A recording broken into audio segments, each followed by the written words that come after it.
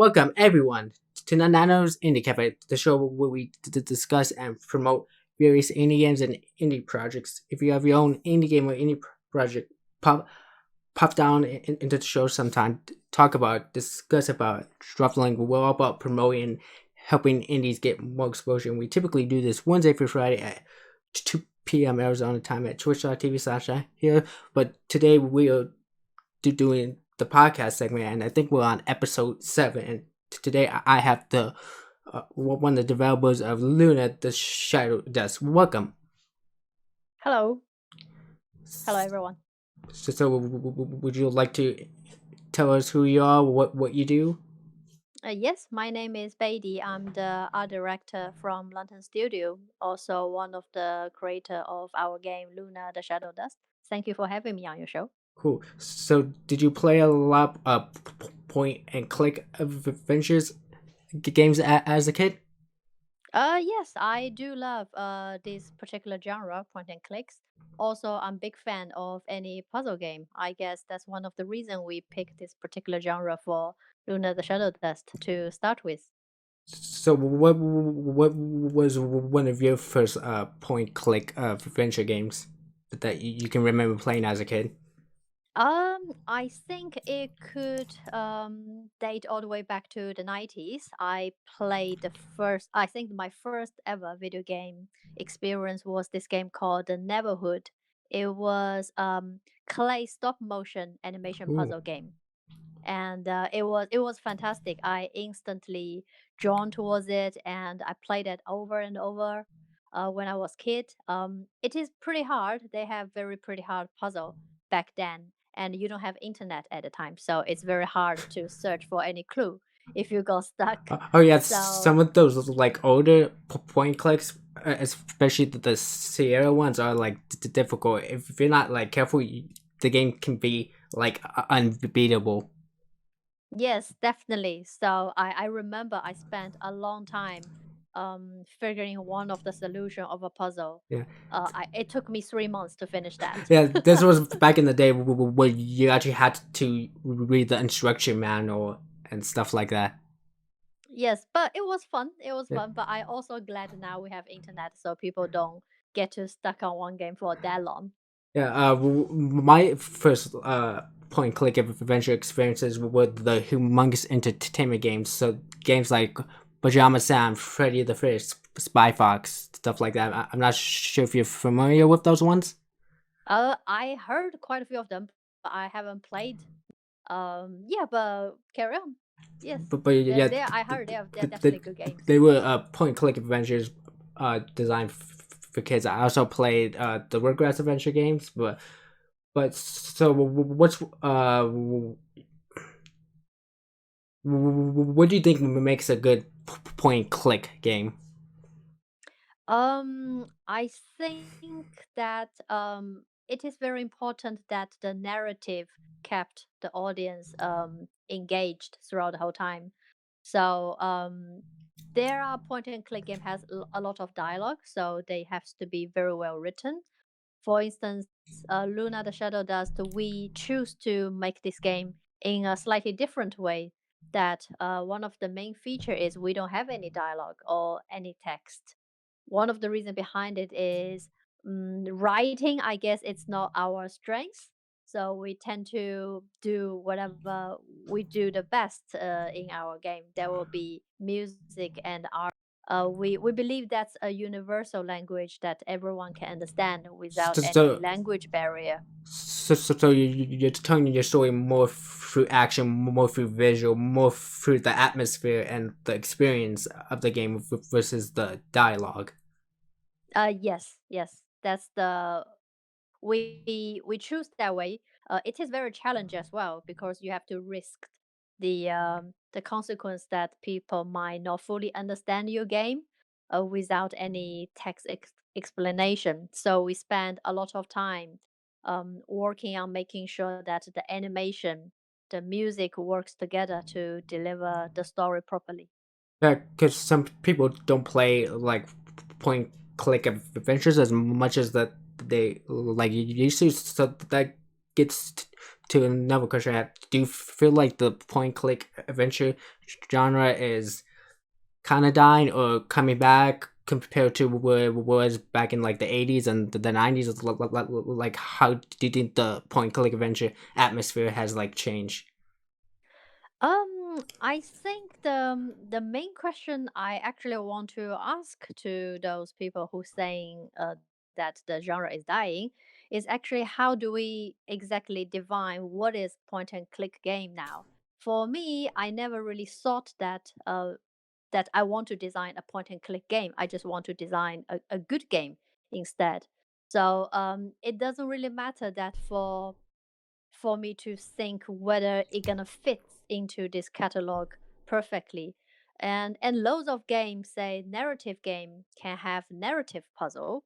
Uh, Puzzle game can also have um like not just focusing on puzzle. It can have other perspective in this game. So I think nowadays there's so many different kind of game. We no longer have need to restrict ourselves into this particular catalog anymore.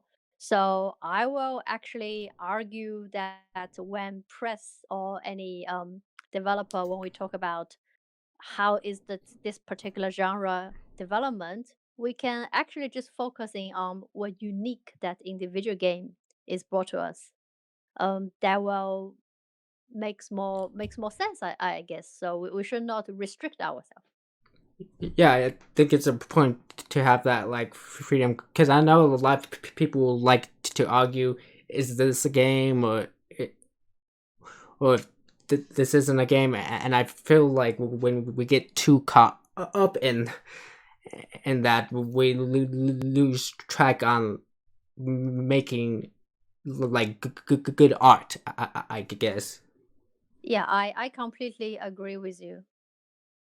that being said, people do argue that maybe point and click aren't like games because the more like story focus. There's more like story versus gameplay. So, what's your take on that? I think in order to qualify it as a game, the basic fundamental thing is you still need to have some sort of interaction between player and the game itself, the plot. So as long as you have this bit built into the game, it still can be qualified as a game because you make the choice and your choice gives you different consequences, then it leads the story to a different route. So that's still very different from any media that only narrative driven, like film or TV series, that there's no way you can interact, you can change where it's heading towards to. But game actually give the player the freedom to be part of it, to experience the whole story um, individually in its own way. Like some people play our game, they finish the whole game very fast. So the story driven them to play the whole game towards the end. And some of the player they don't really bothered about the ending. They don't want to rush towards the ending. So they can take their time, experience each level, look at the paintings and the artwork, listen to the music in the game.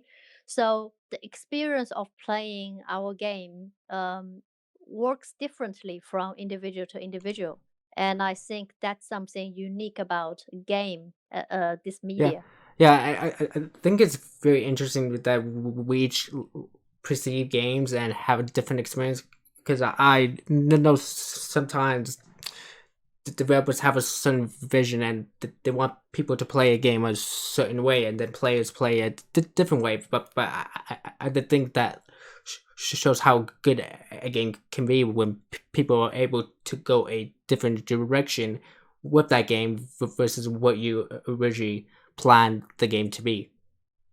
Yes, I absolutely right. I think as long as the people enjoy it, and instead of giving them a set answer saying, "Oh, all your explanation and interpretation is wrong," this is the set answer. I don't think that's the point from our point of view at all. That just kills the fun. That's not the point for us to making the game at the first place. We like to give the freedom to player to explain the lore of the story as differently as they want. Because if you want to look for the answer, there will always be like we have design document of how we set up the whole world. You can always get hands of those documents, but that's just not the point of playing a game, isn't it? So everyone like to take the game with their own experience, like the little creature in our game. Some people think it's a dog, some people think it's cat. We don't have a set answer for it, and we love to see people giving different nickname towards them. That's really fun. Yeah. So, when did you know you wanted to get into game development? Was it something you knew when you were a kid, or did you discover that passion later?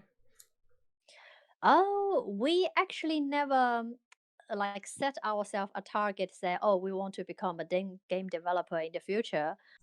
We just, as a team, all of us, we like to play game on our side. And my professional job is I work as a freelance illustrator and animator. Our programmer and our project manager, they do work in the game industry. They are programmers. So game is our passion. Luna is just one of the very unique opportunity that happens to give us this opportunity to make something by ourselves. Even when you worked in the industry, most of the time you are part of a bigger project, so you don't really like have your own say sometimes in a project like this. But Luna gave us this rare opportunity to make something completely unique to towards us. Uh, So I guess it wasn't planned, but it's a happy coincidence. So you said you're a illustrator. Did you go to any formal education, or did you learn on your own? I studied animation back in the university, and I always loved drawing since I was a kid. So yeah, so that's my professional background, and I do play a lot of games. So I kind of learned some basic concept of how to design the level, how to uh, like build up a game by just playing other games. Cool.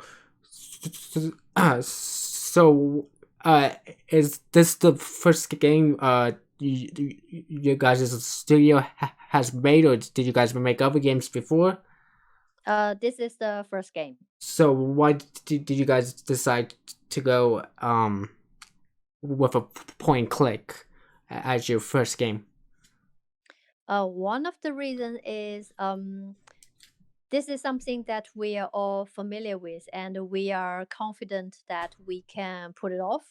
So, because none of us know how to use, say, 3D software, so it's gonna be really challenging, way too challenging for us to tackle, say, like any other genre that require a lot of 3D assets like open world, those kind of game, which is will be just too difficult for us. So point and click is a very good. It's quite simple. The structure is quite simple. Technique wise, it's not too challenging. We had a lot of reference. We played loads of this similar type of game before, so we can all learn from the game that already exists. So yeah, I guess that's the reason we want to start with something something simple. And what game engine do you guys use? We use Unity. Uh, do you know why why you like programmers and stuff chose Unity? First of all, Unity is free, so it's very accessible to everyone who want to start from their for their own product, for their own project. Also, within Unity, you have the assets library. So if you don't know how to make some assets, how to don't know how to do certain uh, coding. There are always something ready made that you can learn from that. You can download it or you can buy. So it's a very friendly software to start with. Cool. And what was some of the major like inspirations for your game? Game were there certain other point clicks, other like shows, life experiences? We had a lot of different inspiration from say game wise, like there's game studio called Amanita. They produced a lot of quite classic point and click game, like from Machinery. They have Samora series 1, 2, 3. I played a lot of their games, so definitely the games from their studio inspired us to make similar game like this. Also, art style wise, I am a big Studio Ghibli film fan. I watched a lot of their film since I, I was a kid. I mean, who isn't? Though I'll be Oh yeah, honest, who isn't? I've only actually completed two Ghibli films, I think. So I feel ashamed of myself. So I've seen Spirited Away and Ponyo, and I've seen like half of like Howl's Moving Castle. So Oh well, in this way, you will have a lot of more film to explore, which is a good thing because I watched all of them, and now I kind of every year I have to wait for what's coming from their studio next. It's a long well, wait. there are other good like anime films outside of Ghibli. Uh, like the most recent one I saw was Weathering with You. It's made by the same person who made Your Name. Yes, yes, I like his film as well, Yeah, and his style is quite different from a Studio Ghibli film, but I absolutely love the color he used in his film. It just amazing. yeah, and the rain, good stuff. Yeah, it is. So, talk more about your team. How big is your team? How many people roughly are in the development team? We're a very small team. We have 4 people on the team. I am the art director. Fox is the project manager. We have one programmer, Wong Guan, and we have one music composer, Susie. So yeah, that just 4 of us. We are pretty small. That's why it took us 4 years to complete this game.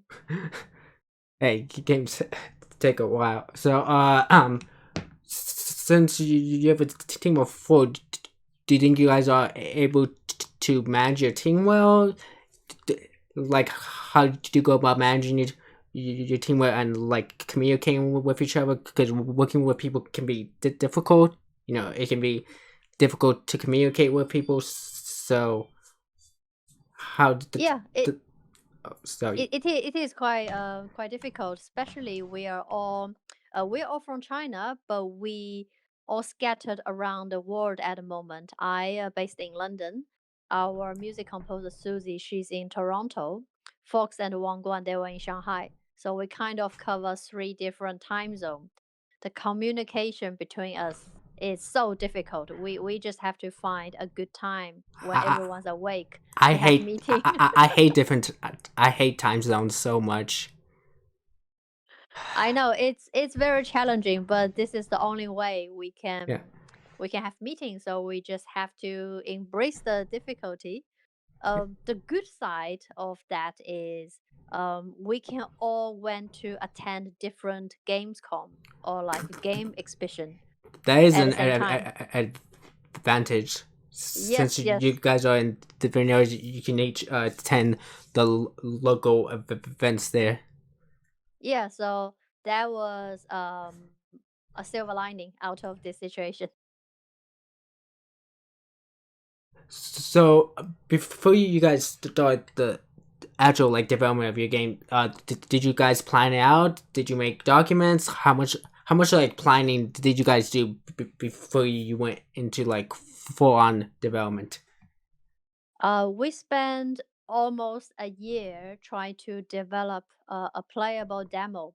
Well, one of the reason is we need to get some Kickstart fundings. I saw you were checking some of the Kickstarter project early on, Mhm. and we heard that platform was quite good for getting your funding for indie games. So back in 2016, we did a Kickstarter campaign to raise some funding for our game. But before that, you need to show the player that your game is actually playable. You need to present them a demo. You can't just persuade people to give money to you with just some concept art and a text. Uh, it probably not sincere enough. So that's why we think, okay, we need to make a demo. That demo only took us almost a year to develop. But because of that process, we understand what kind of game we want to make in the end, and we decide loads of things like the style, the gameplay. Yeah, so I think, and then after that, after we had the Kickstart funding, we originally thought the whole game is gonna take a year to finish, but we were so wrong. So a year into the development, we only complete probably one third, and we have to decide whether we want to continue because that's gonna take another at least 2 years. So there are lots of hard decisions we have to make. In the progress. So the money runs out pretty fast. Uh, Almost towards the end of the first year, the funding's almost finished. So in the end, we decide that okay, we want to finish this game. Probably this is gonna be once a lifetime opportunity for all of us to do something like this. Um, so we all chipped in our savings. Ooh. So we, yeah, towards the end, so we are very close from like sleeping on the street. Ooh. But luckily, it's a close call, and we managed it. We finished the game within the time that all the money has spent. So we're very lucky. That must be stressful. Like I've entertained the idea if I like make a game, maybe using my savings, but it would have to like be a project I'm like passionate about. Like. Yeah. You have to be really passionate about these things so you feel like you can almost risk a lot of things. And we're quite lucky as well because we the Kickstarter funding, although it runs out pretty much earlier, but it is very crucial for us to start off this project. Otherwise, it won't even have the chance to get kickstarted. Yeah, so yeah, we're pretty lucky. Also, I guess we are all of us. We are in our mid 30s, so we're not too young. Well, not too old, but we are not that young. So all of us has been worked for a couple of years, so we had some savings. Okay. It just that we didn't know that we're gonna spend all our saving on this project. Uh, well, I hope it was worth it. It's definitely worth it. So to talk a bit about like the design, do you guys have like a design process you guys go through? Yes, mainly I'm in charge of all the design, like the concept art, the character design. Mm. But whenever I finish everything, I will show them to the team to get the team's approval because we have to work together. So I have to make sure that this is everyone's got everyone's thumbs up. Otherwise, you don't want your developer to working on a character that he hate, Mm. So yes, so I'm in charge of design everything. We talk about how things should look like. Our teammate, they give me ideas, but I will be in charge of like turning them into visual. And did you have to redo a lot of like drawings and art and stuff? And how often did you have to do like redo stuff? Yes, this is inventable. It's like a process we have to go through. Almost one third of the game ethics and code we didn't use in the end. So the total document of this game, the quantity is way more, lot more than what player can see in the game, because we tried a lot of different design. If it doesn't work, so you can't just think that, oh, I spent 10 hours making this, so I have to put into the game. So you just have to be ready to give up things if it doesn't work. So can't be too sentimental towards anything Yeah, you make. but, Otherwise, you can't get the best version out of them. yeah, but it's kind of hard when you're like passionate about a project. You have a lot these ideas you want to put in, and then you have to like scrap them. And it must be hard. Uh, It is hard in the beginning, but then you get used to it because there are so many ideas didn't get to use, and we quite familiar with industry. We know that any creativity work, the final product are only the glimpse of those preparation. yeah, and So it is something we prepared for. So it doesn't uh we don't feel too sad about it. And also whatever hasn't gone into the game itself, we still can put them into our like art book and stuff.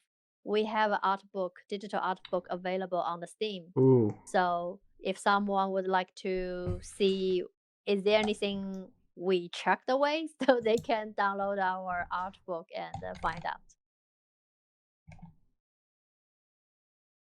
Sorry, I was looking for the artwork. Sorry, my bad. I got distracted. I was about to buy it. Hold on, I'll do that later. But I feel like it's mainly a problem for younger people, like newer indies who are new to making games. That they have like all these ideas they just want to toss in the game, and they have like a hard time scrapping stuff because they're not like used to that, and especially if they're working alone, they don't have people to tell them no, you can't put that in.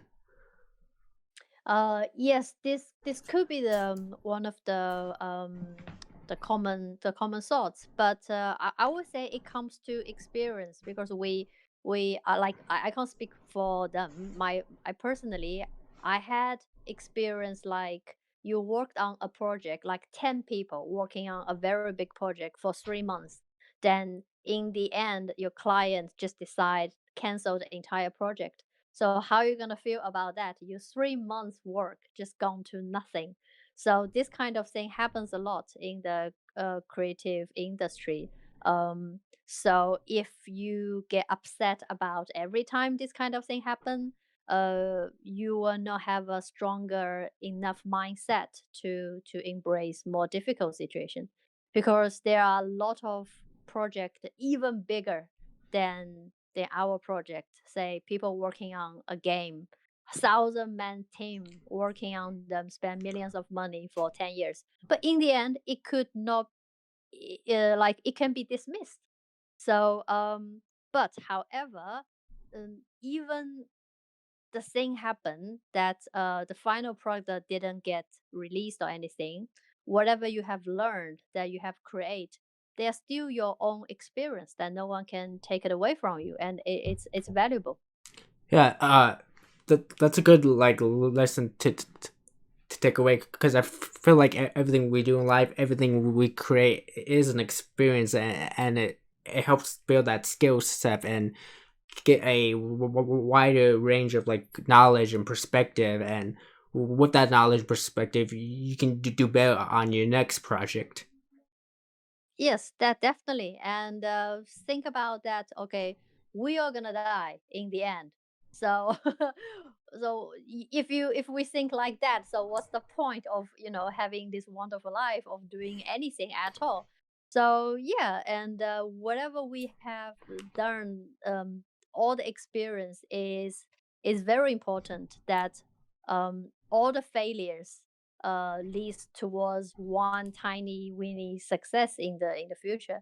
So, but without all of these thousand failure, you're not gonna reach there. Yeah, So, yeah. I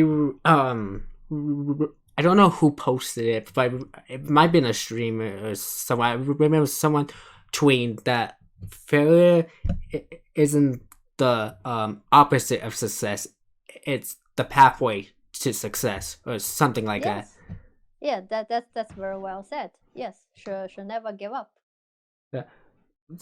So so I know you're more of like the art director. So I don't know like how much you can say in this topic, but how long did it take for you guys to design main mechanics and like figure out what your core mechanics were going to be? Actually, although my role, if people ask me what's your role, I will say I'm the art director. But actually, four of we work on almost everything together. Like we design all the puzzle together. The story we write them together. Probably one of us will be in charge of organizing everything. Um, but that's why we have a lot of meetings. We kind of come up with all those mechanism um, at the same time we have a folder, just everyone, if you have any idea you can just put an idea in the folder. Then during the meeting we will all sit down and review all of them and see which mechanism fits which theme. Say for example, I don't know how much you have played our game, but you probably noticed that some of the puzzle, they are visual based, they are Yeah. more visually strong, and Hmm. some of the puzzle are has a lot of logical thinking involved behind. You have Yeah. to interact with The, things a lot. those ones are hard Yeah, because I have to use yeah, my that brain. one's like is slightly complicated. So yeah, so you can tell that these puzzles that they are quite different from each other. So it's because that it's not designed by one people, has one consistent style. It's because all of us we chipped in and we work things out together. So to talk about your contribution when it comes to visuals, are those all like hand drawn or digital? They are all hand drawn in digital software. Okay. So I will, because I try to create a hand drawn feel towards it. Um, but if you draw everything on paper, then scan it, and they will take me probably 10 years to finish this game. Yeah. So I create some brushes in Photoshop. So when you paint, you draw, you have this kind of pencil sketch line, and you have this watercolor texture to it. I use the color theme, which is has a more of a hand draw feel towards it. Mhm. Then when it comes to animation, they are all hand animated. So each animation is frame by frame hand drawn in Photoshop. Yeah. So that does takes a lot of time. Because when I first played the game, it really felt like you just hand drawn it on a paper. So it's pretty cool to find out. Yes, it's hand drawn, but hand drawn on like a digital surface, and it's cool. You can still get that authentic hand drawn effect using digital tools. Yes, nowadays the digital tools are so good that it can almost create any kinds of hand drawn impression you want them to make. Yeah, so I guess that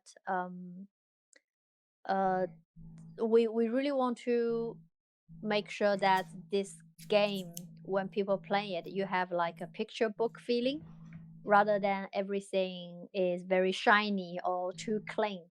So we intentionally making um the graphic, what do you call that, like have loads of dirt or texture on it, Mhm.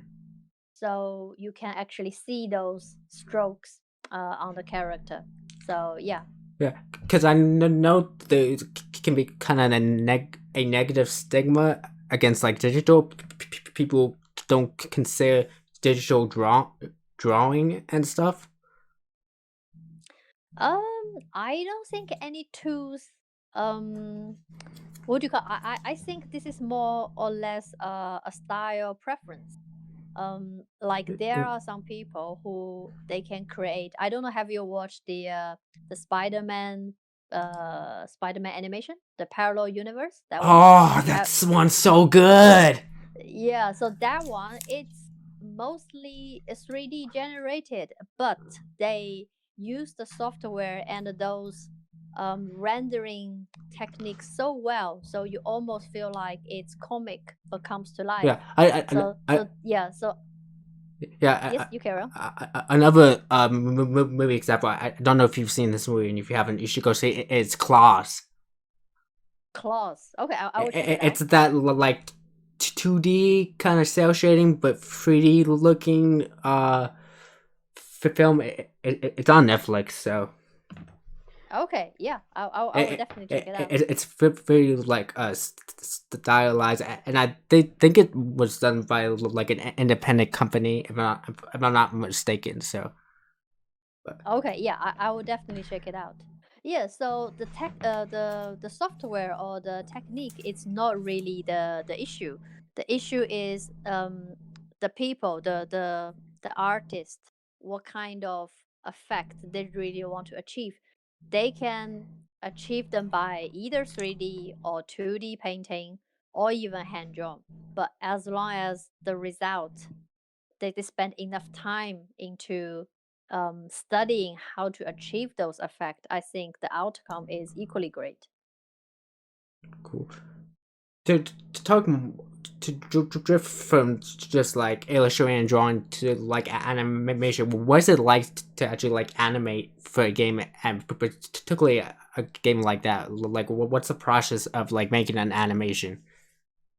Um, so first of all, we need to have a document to record that how many set of animation we might need.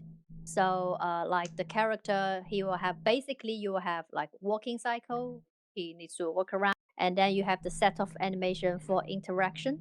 He interact with any kinds of object from like a drawer or step on a stone, pushing a box. So we need to have all those list out as detailed as possible. Once we have the all the list, then it will be my job to design individual animation. I will do sketch for those animation. I will test it, see only in like rough lines whether just to see whether the animation is working or not. Once I'm happy with each animation, then I will start to clean up those lines. I will draw them in fine lines. Then the next step will be I have to color them. It depends on how detailed I want this particular animation to be. So the color can have simple as one layer or as complicated as like couple of five, 6 layers within one set of animation. So, but the progress are quite similar towards each other. Once you done one, you know how to do for the rest of them. It just but also sometimes you realize the animation doesn't work once you finish them, and that's really annoying. But if it doesn't work, as an animator, there's only one way. You just have to redo it. I've been trained for that, so my mind is prepared for hideous work like this. Yeah, Um, and how long does it take for like a single like animation cycle? Because I know like animating can take a while. yes, animating takes a very long time. So I can give example. So for the walking cycle animation, it has in total 8 frames to work as a loop. So 4 frame for right leg, and another 4 frame for the other leg to go forward. So one step basically. Then you loop it. It becomes the working animation. So from design to coloring, lining, then clean up line, the whole progress probably gonna take 1 or 2 days for 8 frames. To, and that's for 8 frames. That's for 8 frames. And without any mistake. So if you make a mistake or Oh or you realize it doesn't work, you just have to redo it. So another 2 days work. That's why it takes that long. man, people don't give animes enough credit. Oh, thank you for saying Yeah, that. Actually, I watched some of Studio Ghibli documentary about how they create animation. Compare with my work, it just nothing. Their studio will spend almost 4 months on a 2 second clip. yeah. Because I know So like the when I think about that, I just feel like, oh, my work is nothing to compare with them. I should not complain. I just yeah. shut up and go to work. And from what I hear, the like animation like industry like in Japan can be like tough to work in. Yes, animator. This job is not a easy job. It is a tough job. I don't know why I choose this job. I guess I must love it. Otherwise, I would not give myself a hard time like this. So to go back to the gameplay, what I really like about your game are the puzzles. Like the puzzles feel like a well-oiled machine. Like once you understand how the mechanics and how the different pieces work with each other, it's like a well like oiled machine. And I feel like once I understand the different pieces, I can like solve that like puzzle. So how did you go by designing these like well oiled machines, I guess? Um, I think overall we have to play a lot of other different puzzle game to understand to ask ourselves which puzzle do we like, do we think is a good puzzle, which one are the boring one, and yeah, so we kind of have to understand the kind of puzzle that we want to create in Luna, because the difficulty, it's not everything. um the difficulty is important, the complexity is important, but we don't want to just stuck people there for no reason. You can just give them a math equation to solve, if but that's not fun, that's not a good puzzle. So we would like to um design a kind of puzzle that not force, but encourage people to look more inside the game. Say for example, we have a lot of hint which is already drawn on the wall in the background, mixed in the environment. So as long as people look hard enough, they will find the hint is right in front of them. So the puzzle should have a difficulty curve. Like it should start from relatively easy, then to middle difficulty, then to very challenge. So because we know there are a lot of like hardcore puzzle lover, they are looking forward to play Luna as well. So we definitely want to not let them down within our game. So we kept those difficult one in the end. Yeah, you definitely that can be difficult. I feel like can be difficult to balance and point click because so there's people who have never played a point click who might be intimidated by solving puzzles, and then there's the people who have never played. People who have played point click who are like really good at puzzles. So you got like balance so both groups of people can be happy, and you also have to consider how many puzzles to put in the game. You don't want to put too many and it get repetitive, but you want also make sure you have enough for the game too.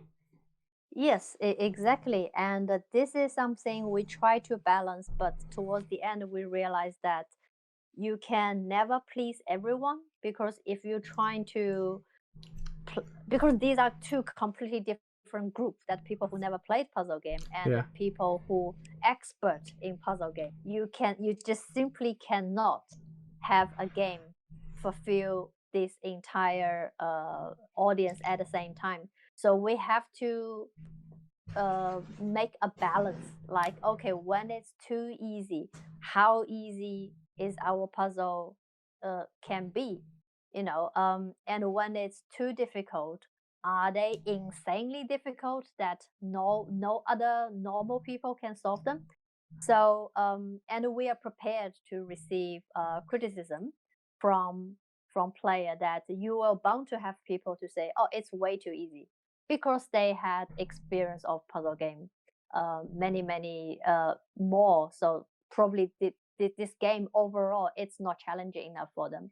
Then you will also have the player. Say for example, like my parents' generation, they never even played the game before. So Yeah. in order to just understand how to use a mouse and play a game, it is already very challenging for them. So, but if you want to welcome player like them, because they look at the graphic of Luna, they would like to try. They will download it. They will say, "Oh, this looks interesting. Music is nice. I want to give a try." So you have to also think about how how can you make your game friendly. So the way we approach these two problem is that we kept the hard one in the end. So we still have few of them, and we hope they are challenging enough for the hardcore player. And for the casual player, we have what do you call that? It's more like an in-game tutorial. Like each level, we kind of teaches you a little bit how do you interact this world. Then once you learn the skill, they will remember to use that in the next level. So it will not be as difficult. So hopefully we try to balance this well enough. So, but we are fully prepared to receive criticism. That is Yeah. perfectly normal. Yeah. There's always gonna be that one person who doesn't like the game, Yes, yes, of course. whether Yeah. it's constructive or just that one guy. Yeah, we because the game is already out and we have received all different kinds of feedback. We have people to say, "Oh, it's too early. It's too easy." Then exactly the same feedback next to that one saying it's too difficult. So this is Yeah. exactly what we expected, and but we really happy that both of them they played our game, they experienced the things. Yeah. So we hopefully, aside from the puzzle experience, they had experienced something else like the story and stuff. Yeah, to kind of get my perspective of the difficulty of you guys' game, I haven't quite been it yet, but I hope to like get through this weekend. I'm actually glad it's somewhat like easy because I feel like this is a point and click adventure game I can get through smoothly without having to look up a guide, and I think Hmm. that is important. Being able to complete a game without assistance. Yes, yes. We know that there are certain level, most of them towards the end, might stuck people for a while, and it really depends on different player because there are some player they just determined they want to solve them themselves. They refuse to look up any guide, and then after 1 hour trying, they did solve them. They did solve the puzzle. But some player probably they are not used to this kind of game. So once they got stuck, they will immediately go and look for the guide so they can proceed. It's very normal because everyone play game differently. But for us, as long as they enjoy it, like rather than it doesn't matter to me they look up the guide or not, but as long as they still willing to continue the game, uh, that's the most important things for us. Cool. Uh, oh. So to kind of move to a different topic, I don't know if this is a topic you're knowledgeable. We'll see. So how a point do you think marketing is to the success of your game? Very, very important. We are a very small team. So we basically have, if you want to make your game stand out among like thousands of games appear on Steam, almost impossible by not doing any promotion for your game. So we have to think about the marketing side way early. Like when we started the development, we have to already have all our social media ready. Like we have a YouTube channel, we have our Twitter. So we constantly update what are we been doing. So hopefully, slowly by followers increasing, that they tell other people. So okay, look, these people they are making a game, and they are also showing us their progress every week. So hopefully, by doing that, we can reach to towards our core players, core audience when the development is finished. So it is a very long, slow process as well. You have to start it as early as possible. Oh You yeah. can't wait for the last Yeah, minute, yeah, because by then it's already too late. yeah, yeah. Particularly with Kickstarters, I notice a lot of people don't do marketing until the Kickstarter launches, if they even do marketing at all. Like a lot of times when I'm looking at a Kickstarter page, I have to like really search and track down a social media account for them, Hmm. because a lot of them don't like list the social media on their page, and some don't even have a social media. And I think like social media is like really important for promoting your game. It's not like the only tool you should use, but I feel it's like one of the tools. So, who manages your like Twitter account and stuff like that? In the beginning, we managed it ourselves. So, but it become like too much of work. And very luckily, we met our social media marketing director, George, from a Gamecom.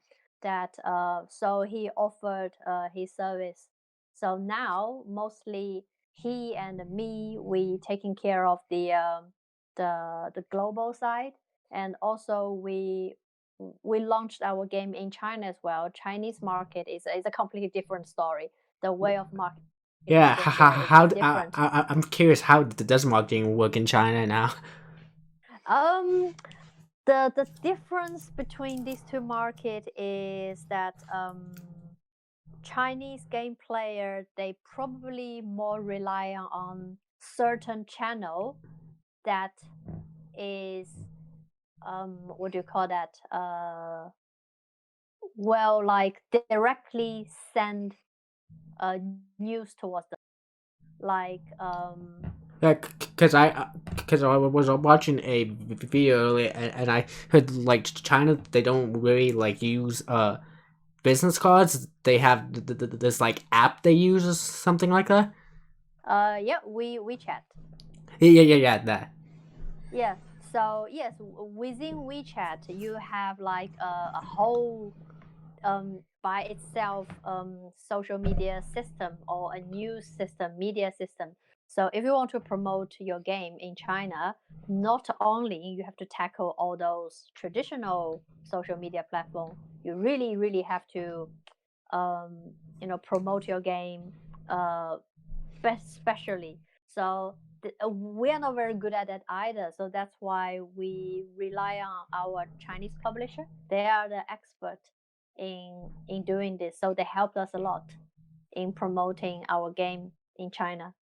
Also, same as here, you need to nowadays like the streamers, the YouTubers, they become one of the main window for people, for players to know which new game is out, Do because you, there are thousands of games you don't know, so you follow a guy that you really like, so whatever game he recommend you get to know it.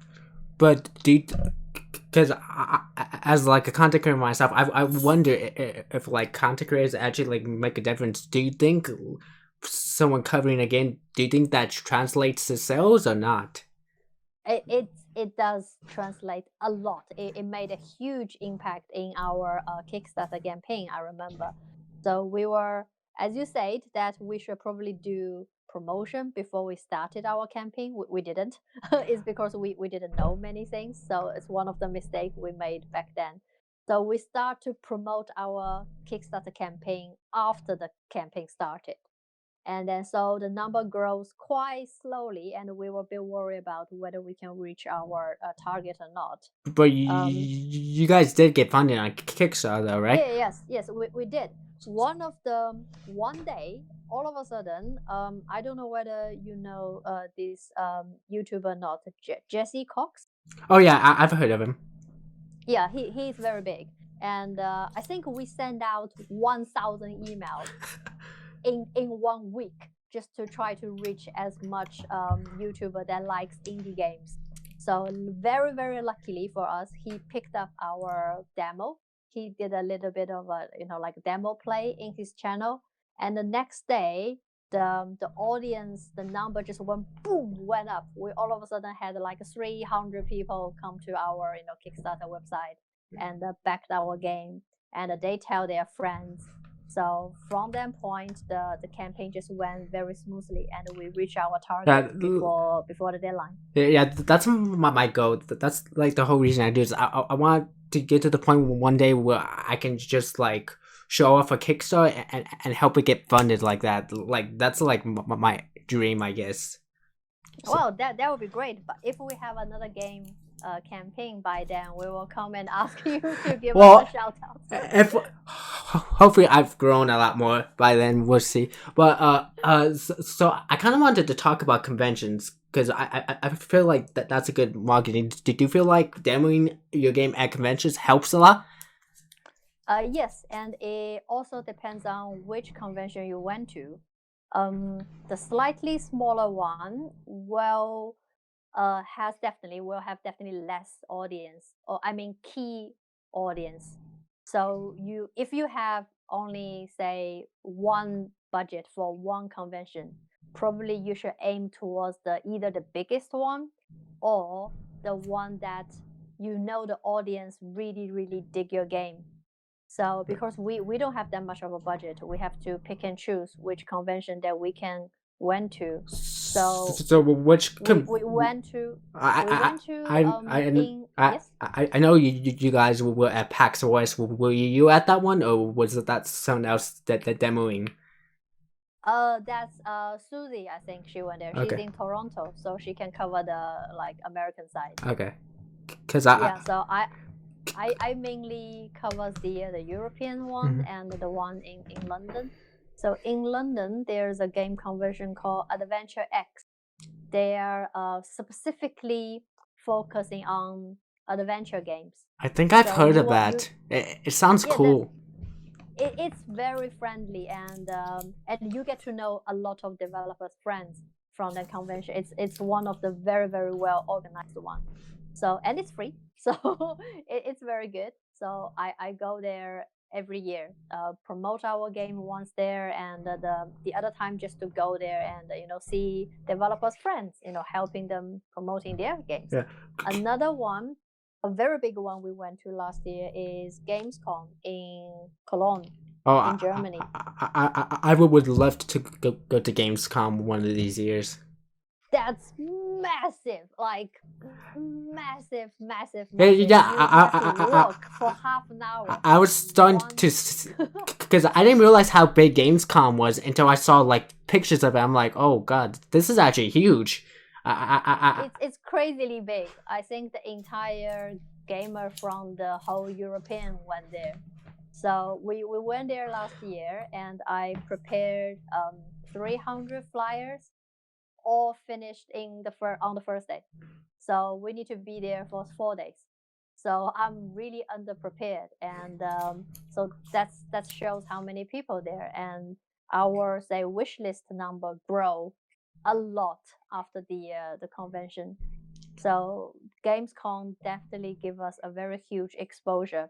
So for anyone who have very limited budget, if you have one or two choice, that you should either pick the biggest one or the one you really love. Or maybe find one that's kind of like in between that, maybe. The one in between might sometimes become like not big enough and also too genetic. Okay, I didn't think of. Yeah, so well, it's just my point of view that works for Luna. I don't know about the other game. I think it also depends on what kind of game you are making. Yeah, So you need to do loads of research to see the people who likes to play your game, which convention do they go to? Then you went to that one. yeah. Because sometimes going to a bigger convention, especially if you want like press to cover your games, sometimes press may not like cover your game. Yeah, that's true. That's true as well. And but think about that. In the at least every almost every single press, they will went to the big convention. For the small convention, probably they don't even bother to go.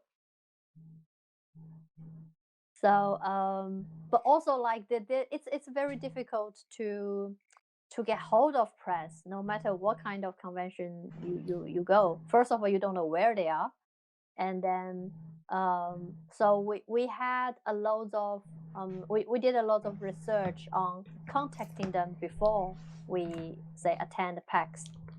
PAX sometimes they send you a press list, Oh yeah, oh yeah. so it's our job. I hear that's like really important because I had a friend who was exhibiting at PAX West, and he didn't like email any of them. He thought they would might just like show up, and he didn't like get any like press coverage. So No, yeah, you have to. You not only need to email them, you have to chase them.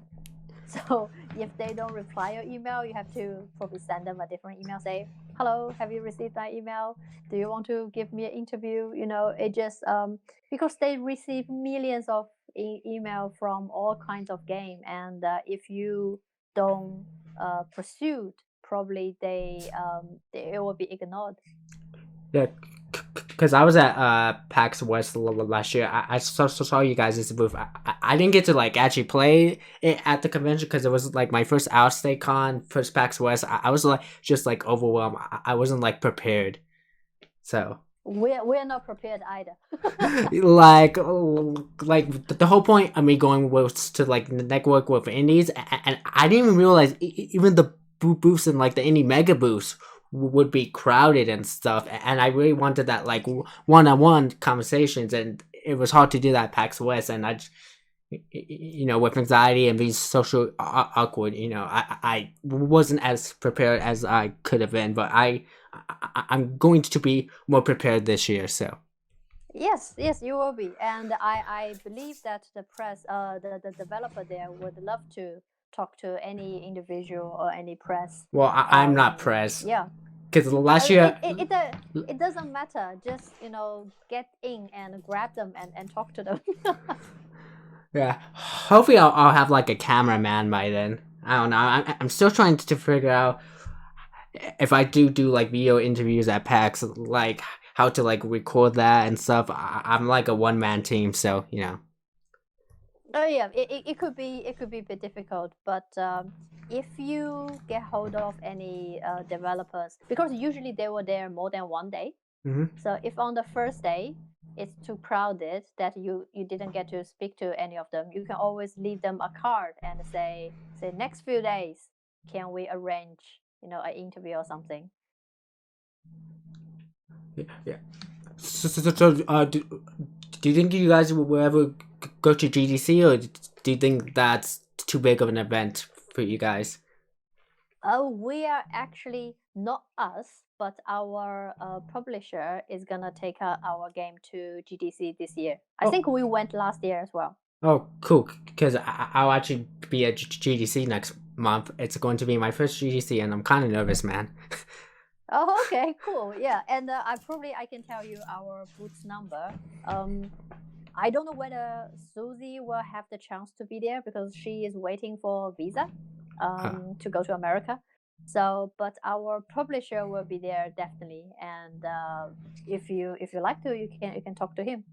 okay. And hopefully in the future that when we like probably not this year, next year, we can go to GDC again because it's always worth to promote your game even after your game was launched. Yeah, yeah, and GDC can be a very expensive event to go to. Yes, that's why we can only rely on our publisher. Individually applying for GDC, it's almost impossible. It's too Yeah, expensive. yeah, that's why I'm just going the Expo Pass, which is like I think I paid like 250 for that. So, but Oh yeah, if it, for developer, if you need to book a booth, that's at least like $1,000. really? Yeah, Yeah. start minimum. Uh, Yeah, I so mean, as individual, it is too much. I get it's San Francisco, but I don't know. Do they really need to charge that much? I don't know. I don't know like how much it actually like costs to like host it at the convention center, but I don't know, but I understand that it is the organizer have to spend a lot of extra prepare for your stand and everything. They have to make sure the equipment is right, your poster is printed right size, and loads of other things. And plus, that's only the booth fee. If you go there, you have to book hotel. You have to pay mm-hmm. for your travel. So that's another Yeah, expense. So especially if you're international. yeah, you have to fly, and it is really expensive. So, to go back to the YouTube stuff, you said you guys have a YouTube channel, right? Yes. So what kind of like content do you produce for that YouTube channel? We we have like interview series, like we talk about behind the production story. Me and Susie, we talk about the art story behind it and how we compose music. So just to some extra information for the players to watch aside from the game. Other than that, it's just something quite standard. Like we have our trailer there, and we have gameplay demo, something like this. That it's just another platform for us to promote our game and host our videos. And have you guys considered uh or have you guys done like a weekly devlog or no? We do. We have no weekly. It's too much of a work. We Yeah. do like a monthly Okay, monthly. monthly devlog on our website. So for anyone who interested in uh, anything behind the develop side, they can go to our website. We have a blog there. Well, I was talking about for YouTube because I've noticed a lot of developers do the devlogs, and it seems like devlogs do decently well on YouTube. Okay.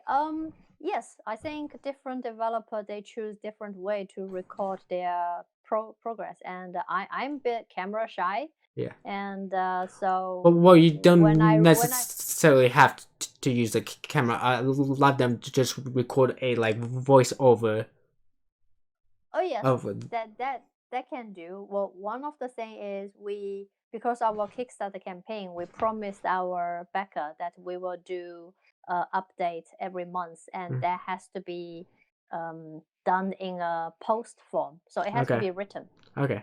So after we done that, we don't have any other time to do a video log anymore.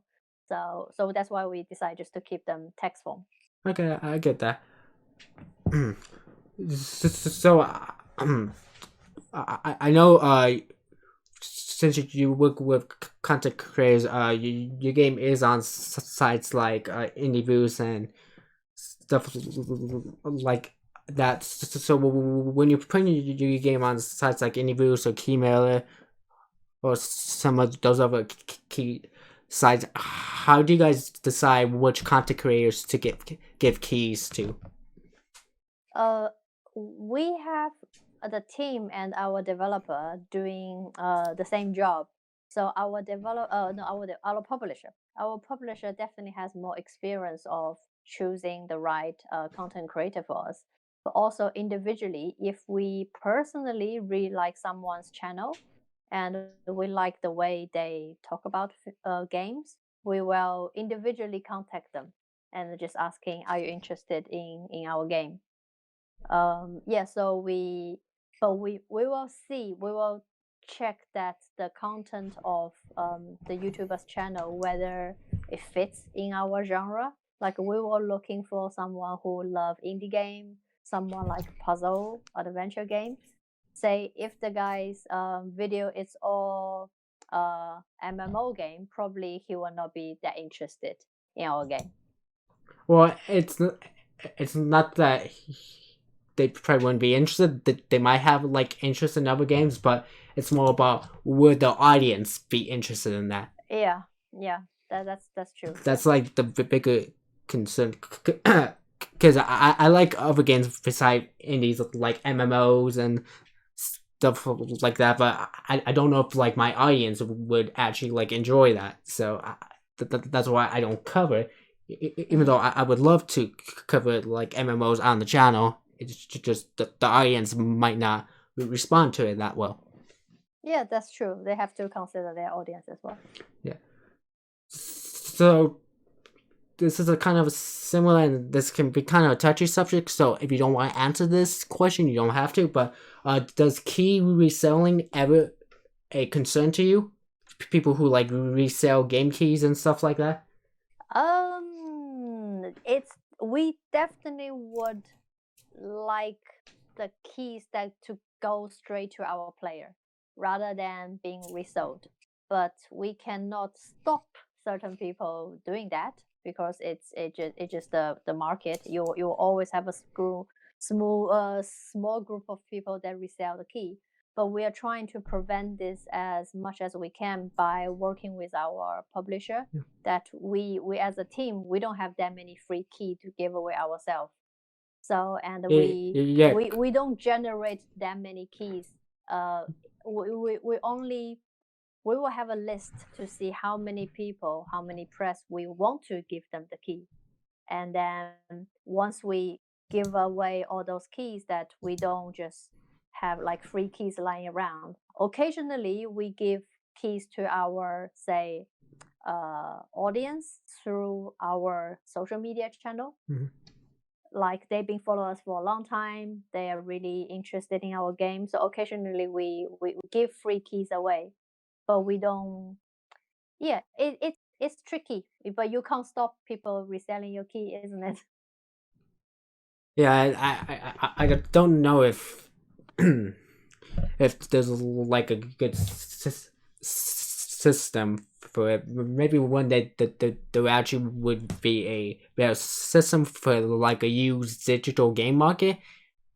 Could potentially work in the future, but I feel like right now we don't have the infrastructure for it, you know. No, and also the minute your game is online, uh, the risk of pirating is already there. So no matter which platform you upload your game, GOG or Steam, you by the next day you need to be prepared that a pirate copy of your game is there. Yeah, So and you can't get like paranoid about either. What you have to do is like give players the reasons, give them a reason not to pirate. You know, yes, exactly. make a good game and don't like make bad business decisions that just makes players want to pirate your content. Yeah, and if we find that the link of our pirated game, and we can always report to the website, so they will have to take them down if we report. But every now and then you will have people pirating your game. Um it's happening to everyone, so not just us. Yeah, but it can especially hurt like indies more than it's Yes, gonna yes, hurt like a AAA company. yeah. So more of the lessons, kids, don't pirate and don't do Yes, drugs. don't pirate. Yes. So one of the last couple of questions. So if anyone's like watching, get your questions ready to ask our developer. So the last couple of questions that I have. So, where would you like to see your game and your career in the next couple of years?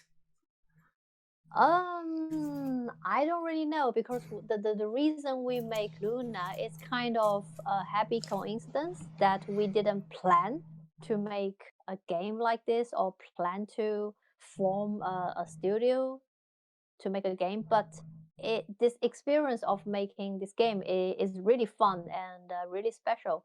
So if we ever gonna make another game, it's gonna under the well, first of all, we need to make sure we have a good story. That there needs to be a really good reason for us to make a new game. We don't want to just simply because of oh this game gets popular and we want to make like another version of this. It's not gonna be something we would like to do. And also, we have been spending a lot of time working on this game, so probably we're gonna take a little bit break first and during those break life goes on, but when you live normally you will have new experience, so based on those new experience and something we learned, probably we're gonna make a different game because you know when you're in teenage you want to there are certain things you like, but when you grow slightly elder you Mhm. want to you have different expression that you want to show towards the world. So the next game, if we ever gonna make a new game, it's not gonna be. I don't think it's gonna be a similar game to this. Probably something quite different, but we don't know that yet, and let's see. Say that again. I'm saying like we don't have like a set plan Okay. for what we're gonna do next, but we open up to any possibility. If we have a good idea one day and we feel the idea is strong enough, so probably we will make that into a game. And maybe not probably even a game. We will see what was the best media for that. If the best media is a graphic novel, probably we can make a graphic novel comic. We don't know. Or maybe an animated film. Yeah, I will definitely need a lot more people next time helping me on that. Not Yeah. gonna do this all by myself again. Come on, it would only take you 20, 30 years. Oh yes. Yeah, when I walked into my retirement plan. So, to kind of like cut this off, do you have any wisdom, advice, anything you would like to tell aspiring game developers, particularly indie developers? Oh, I don't think this is wisdom, but it just something that we experienced, and I think that helped us a lot.